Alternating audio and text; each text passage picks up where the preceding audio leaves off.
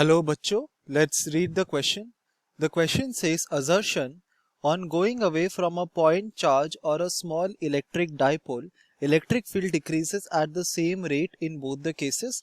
Reason being electric field is inversely proportional to the square of distance for a charge or an electric dipole.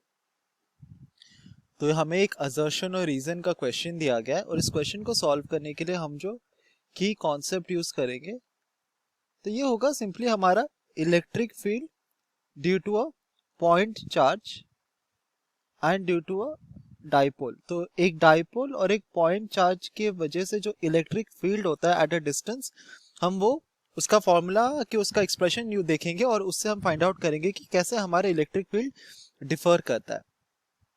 तो पहले तो हमारे पास एक point charge है, ठीक है, और एक हमारे पास है डाइपोल. तो एक डाइपोल क्या होता है? डाइपोल हमारा बेसिकली दो इक्वल एंड ऑपोजिट चार्जेस. तो अगर ये प्लस क्यू चार्ज है तो जो सेकंड चार्ज होगा वो माइनस क्यू होगा, मतलब दोनों का मैग्नीट्यूड सेम होगा, बस उनका नेचर डिफरेंट होगा.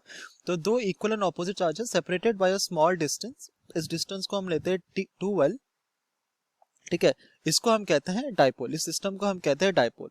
तो हमें पता है कि इलेक्ट्रिक फील्ड जो होता है, इलेक्ट्रिक फील्ड होता है force experience per unit charge. इसका मतलब अगर हमारे पास दो चार्जेस हैं Q1 और Q2, तो हमें पता है कि इन दोनों चार्जेस की वजह से हर एक दूसरे के ऊपर, तो Q1 Q2 के ऊपर एक इलेक्ट्रोस्टैटिक फोर्स ऑफ अट्रैक्शन डालेगा और Q2 Q1 के ऊपर एक इलेक्ट्रोस्टैटिक फोर्स ऑफ अट्रैक्शन की रिपल्शन डालेगा. ठीक है, एक फोर्स रहेगा इन दोनों के बीच में, इलेक्ट्रोस्टैटिक फोर्स रहेगा. तो ये टोटल फोर्स जो एग्जिस्ट करता है इन दोनों चार्जेस के बीच में पर यूनिट चार्ज, उसको कहते हैं हम इलेक्ट्रिक फील्ड. और एक पॉइंट चार्ज के लिए जो इलेक्ट्रिक फील्ड होता है, तो हम यहाँ पे लिख सकते हैं electric field for a point charge जो होता है वो होता है 1/4πε0 Q/r². जबकि जो इलेक्ट्रिक डाइपोल होता है, इलेक्ट्रिक डाइपोल का अपना एक डाइपोल मोमेंट होता है जो from the positive towards negative charge exist करता है, और इसको हम रिप्रेजेंट करते हैं एज पी वेक्टर. तो पी वेक्टर यहाँ पर है हमारा डाइपोल मोमेंट, और ये डाइपोल मोमेंट जो होता है इसका वैल्यू होता है equal to P vector is equal to 2QL. ठीक है, और जो हमारा इलेक्ट्रिक फील्ड होता है एक डाइपोल के लिए, तो अगर हम इसका पोजीशन इक्वेटोरियल पोजीशन में लें तो इसका जो इलेक्ट्रिक फील्ड का वैल्यू होता है वो होता है 2P vector by R3.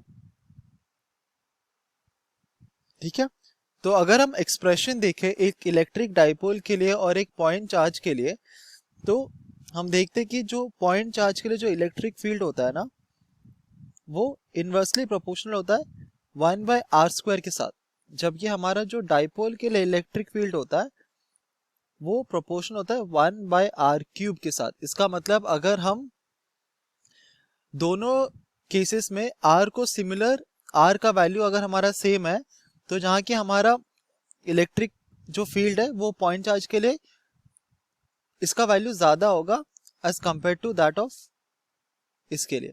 For the dipole इसका वैल्यू कम होगा फॉर द सेम, तो हम यहाँ पे लिख सकते हैं फॉर सेम r, क्योंकि यहाँ पर 1/r³ के साथ वो इनवर्सली प्रोपोर्शनल है और यहाँ पर 1/r² के इनवर्सली प्रोपोर्शनल है.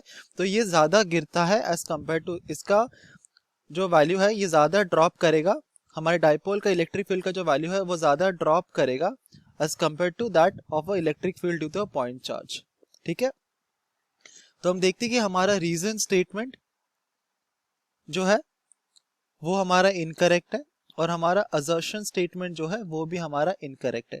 So both assertion and reason are false. तो अगर हम ऑप्शन देखें, ऑप्शन ई हमारा करेक्ट ऑप्शन होगा. Hope you understood it well. Best of luck.